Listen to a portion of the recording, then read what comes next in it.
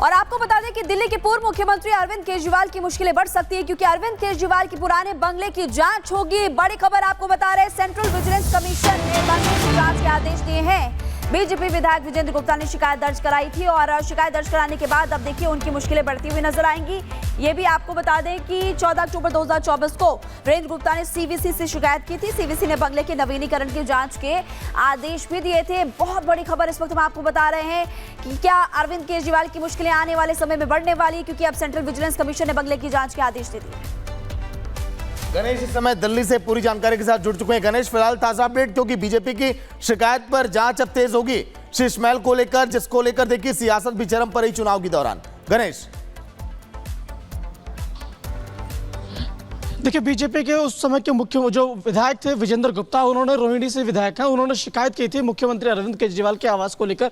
उन्होंने कहा था जिस तरीके से नवीनीकरण को लेकर, जिस तरीके से भ्रष्टाचार है, तमाम शिकायतें उस पत्र में करीबन 3 से 4 पन्ने का वो शिकायती पत्र था, सीवीसी से शिकायत की थी। अब सीवीसी ने इस पूरे बंगले को लेकर जांच के आदेश दे दिए हैं और उसमें जो शिकायत पत्र किया था और उसमें उन्होंने लाखों के सामान की पूरी एक सूची बनाई थी कि कितने रुपए के एक सामान उसमें लिया गया। अब सीवीसी ने उनके उस आवास को लेकर पूरी तरीके से जांच का आदेश दिए। हमने देखा है लगातार उस महल को लेकर किस तरीके से लगातार आरोप सरकार के ऊपर निशाना साधा जा रहा था। अरविंद केजरीवाल पर निशाना साधा रहे थे बीजेपी और कह रहे थे कि कोरोना के समय में जब सब कोई परेशान था तो दिल्ली के उस समय के मुख्यमंत्री अरविंद केजरीवाल अपने आवास को रेनोवेट करने में लगे हुए थे। और अब जब अरविंद केजरीवाल सत्ता में नहीं रहे तो जिस तरीके से देखा है कि एक के बाद एक लगातार उनके ऊपर मुश्किलें बढ़ती जा रही है। अब सीवीसी ने जो उनका उस समय का आवास हुआ करता था 6 फ्लैग स्टाफ रोड, अपना सीवीसी ने उसमें जांच के आदेश दे दिए हैं। यानी यूं कहें कि अरविंद केजरीवाल की मुश्किलें कम होने का नाम नहीं ले रही हैं। अरविंद केजरीवाल की मुश्किलें बढ़ने वाली, सीवीसी ने जांच के आदेश दिए। जांच कब तक शुरू हो सकती है, क्या जानकारी मिल पा रही है?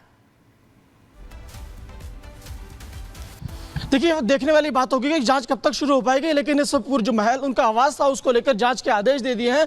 लगातार इससे बीजेपी उस आवास को लेकर निशाना साध रही थी। बीजेपी का साफ तौर से कहना था कि जो पैसा दिल्ली की जनता के विकास के लिए काम होना था, दिल्ली के उस समय के मुख्यमंत्री अरविंद केजरीवाल ने उसे अपने आवास को रेनोवेट करने के लिए किया, लाखों रुपए के सामान लगाए। तो हाल ही में जब हमने पूछा कि क्या जो बीजेपी का जो नया मुख्यमंत्री जो बनेगा क्या उस घर में जाकर रहेगा, तो बीजेपी के नेताओं ने साफ तौर से इनकार कर दिया। यहां तक जो शीर्ष नेतृत्व है उन्होंने भी कहा कि हमारा कोई भी नेता उस घर में नहीं रहेगा। अब जो बड़ी जानकारी आ रही है कि सीवीसी ने उस घर के जांच के आदेश दे दिए हैं। यानी साफ तौर से एक लहजे में अगर कहा जाए तो अरविंद केजरीवाल के लिए अब मुश्किलें कम होने वाली नहीं है। जी लेकिन गणेश, अगर हम बात करें जो पूरे मामले को लेकर सियासत है, क्या आम आदमी पार्टी की तरफ से कोई बयान अभी सामने आया? क्योंकि बार बार केजरीवाल तो कहते रहे कि शीश महल में कुछ भी नहीं है, दरवाजे खुले, आम जनता भी जाकर देख ले अंदर। गणेश,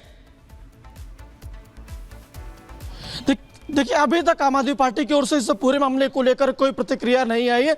हमने देखा था जब दिल्ली विधानसभा के चुनाव हो रहे थे उस समय नई दिल्ली के जो प्रत्याशी थे परवेश वर्मा, उन्होंने इस जो आवास मुख्यमंत्री का आवास हुआ करता था उसे उन्होंने कहा था कि आम जनता के लिए खोल दिया जाए, दिखाया जाए कि किस तरीके से उस समय के जो दिल्ली के मुख्यमंत्री थे उन्होंने किस तरीके से अपने जो लेविश लाइफ को लेकर किस तरीके से जनता की जो काड़ी कमाई था उसे खर्च किया। वो चाहते थे कि पूरी दिल्ली को पता चले कि इस तरीके से उनका जो मुख्यमंत्री था वो खर्च अपने लिए कर रहा था, ना कि दिल्ली की जनता को लेकर।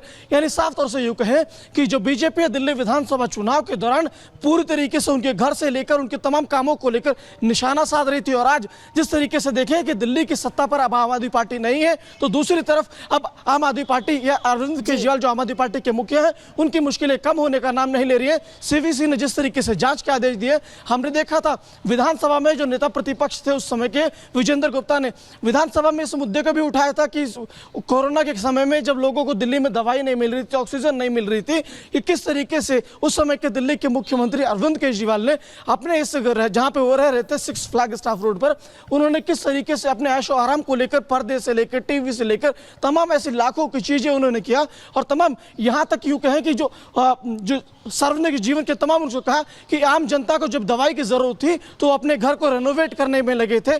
लगातार सड़क पर हमने देखा बीजेपी किस तरीके से सड़क पर थी।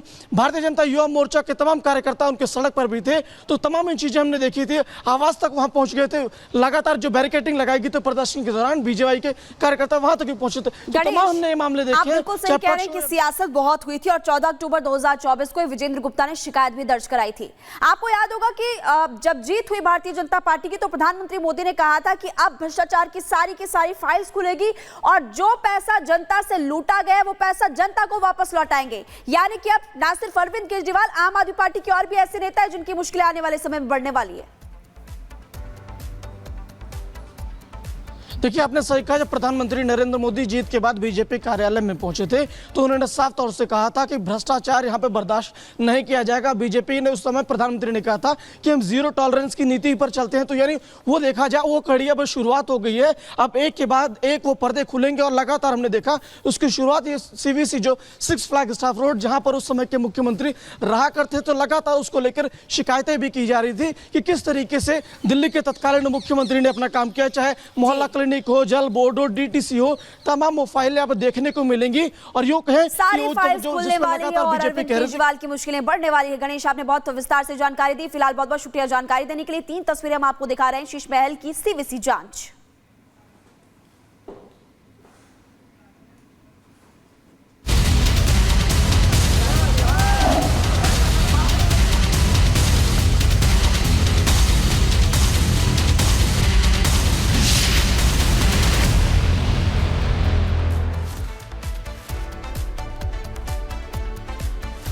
तो चलिए अब आपको तस्वीर दिखाएंगे मध्य प्रदेश के सिंगरौली की, जहां पर किस तरह से अराजकता का माहौल पैदा हो गया।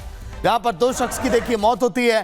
पुलिस फिलहाल इस पूरे मामले की जांच में जुटी है, क्योंकि ट्रक से देखिए टक्कर हुई बाइक में, जहां पर 2 लोगों की मौत हुई। उसके बाद गुस्साई भीड़ ने ट्रकों में, बसों में, कई मालवाहक गाड़ियों में देखिए आग लगा दिया। और आग के हवाले जब इन गाड़ियों को किया गया तो तस्वीरें भी देखिए कैमरे में कैद हुई। धू धू कर जलती ये गाड़ियां, वहां पर चीख पुकार, ये आवाजें इस बात की तस्दीक देती हैं कि वाकई में यह हादसा और ये पूरी घटना कितनी भयंकर है। हादसे पर लगातार बवाल ये जारी है।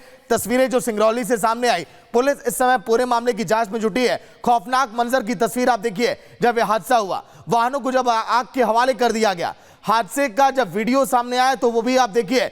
वही हादसे में जो ड्राइवर घायल है उनकी बात सामने आई। उन्होंने भी कहा कि बहुत देखिए वहां पर अराजकता का माहौल है, गुस्साई भीड़ उन पर हमला की। हादसे में 2 शख्स की मौत हो गई है। जो 2 लोग घायल हैं, फिलहाल पुलिस ने शव को पोस्टमार्टम के लिए तो भेज दिया, लेकिन जो गुस्साई भीड़ है लगातार उनको कंट्रोल किया जा रहा है कि कैसे हालात को देखिए अभी काबू में किया जाए।